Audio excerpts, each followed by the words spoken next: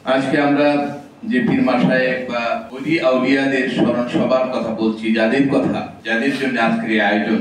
এই আউলিয়াদের পথ হচ্ছে সঠিক পথ, এবং নামাজের প্রতিটি রাকাতে আল্লাহ পাক আমাদেরকে আল্লাহর কাছে তাদের পথে চলার জন্য আল্লাহ পাক আমাদেরকে শিক্ষা দিয়েছেন। আমরা যে পড়ি ইহদিনাস সিরাতাল মুস্তাকিম, আমাদেরকে সিরাতাল মুস্তাকিমের পথে পরিচালিত করুন।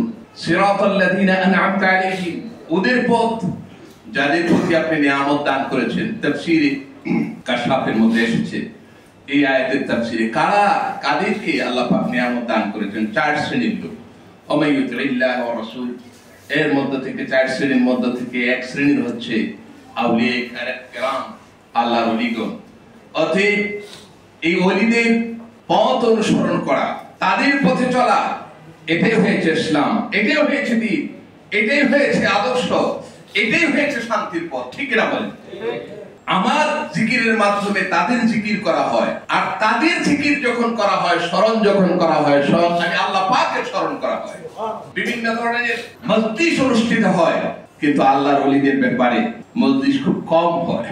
আজকে ধন্যবাদ জানাই centre for research and Islamic thought, আপনারা যে আয়োজন করেছেন। 3 জন এই মাত্র কিছুদিনের মধ্যে বিদায় হয়েছেন। এই 3 জনের সাথে আমার সম্পর্ক ছিল। আল্লামা শাহ মোহাম্মদ আহসানুজ্জামান রাহমাতুল্লাহ আলাইহি ওনার দরবারে আমাকে দাওয়াত দিয়েছিলেন, আমি সেখানে আলোচনা করেছি। উনি আমার মসজিদে যেতেন, ওনার আত্মীয় আছে সেখানে। তারপর প্রফেসর ডক্টর এফ শমশার আলী রাহমাতুল্লাহ আলাইহি মাত্র কিছুদিন আগে ইসলামিক ফাউন্ডেশনে আমরা এখানে কথা বলেছি। শমশার আলী সাহেব মনে হয় যে এই সর্বশেষ, এরপরে মনে হয় আর কোনো বক্তব্য রাখতে পেরেছেন কিনা আমার জানা নেই। প্রফেসর ডক্টর আমিরুল ইসলাম রাহমাতুল্লাহ আলাইহি টেলিভিশনের মধ্যে দীর্ঘ অনেক আলোচনা করেছি একসাথে। সুতরাং আজকে এই আউলিয়া কেরামদের এই স্মৃতিগুলো মোছার জন্য, তাদের অবদানগুলো মোছার জন্য ঢাকা ইউনিভার্সিটি সহ গোটা পৃথিবীতে যে ষড়যন্ত্র চলছে, আজকে এই ষড়যন্ত্রের মুক্ত করে দেওয়ার জন্য জাতীয় প্রেস ক্লাবে আজকে centre for research and Islamic thought আয়োজন করেছে। ধন্যবাদ পাওয়ার যোগ্য। ঠিক না বলেন?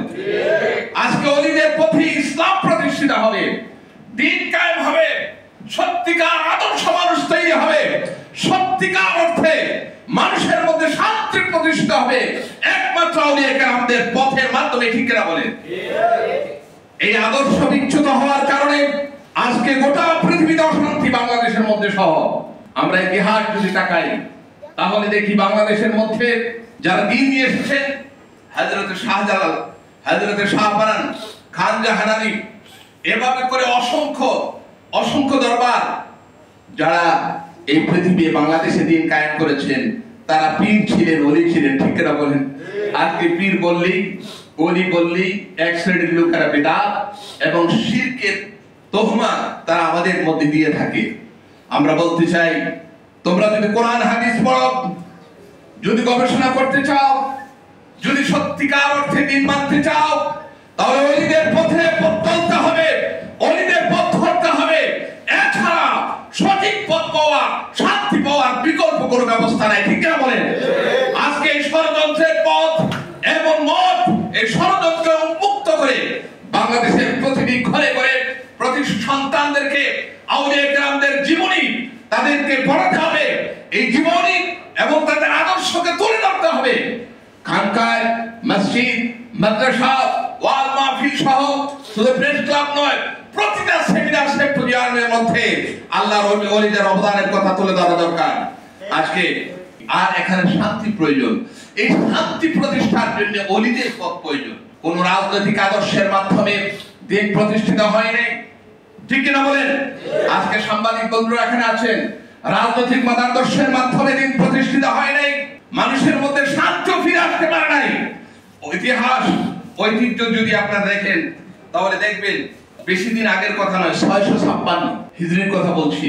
ওসমানী খেলাফতের প্রথম যিনি খলিফা ছিলেন, ইনি একজন আল্লাহর ওলি ছিলেন, ওসমান গাজী রাহমাতুল্লাহ আলাইহি। ওলি ছিলেন এবং খলিফা ছিলেন।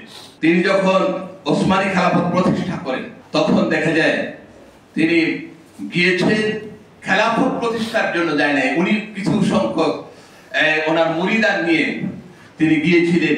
তখন সেখানকার লোকেরা, সেখানকার বাদশা ওনাকে বললেন যে তোমার জিকির আমাদেরকে ডিস্টার্ব করছে। তিনি বললেন জিকির ডিস্টার্ব করছে, তাহলে কি করা দরকার? তোমরা এখানে চলে যাও। তিনি বললেন আমি ভেবে দেখি। এক রাত্রে সময় নিয়ে মুরিদদেরকে বললেন যে আমরা এই পৃথিবীতে জিকির থাকবে না থাকবে না, আজকে একটা ফয়সালা হবে, তোমরা বলো তোমাদের বক্তব্য কি? এরা বলল বক্তব্য হচ্ছে আমাদের জীবন যেতে পারে, আল্লাহর জিকির কখনো বন্ধ হতে পারে।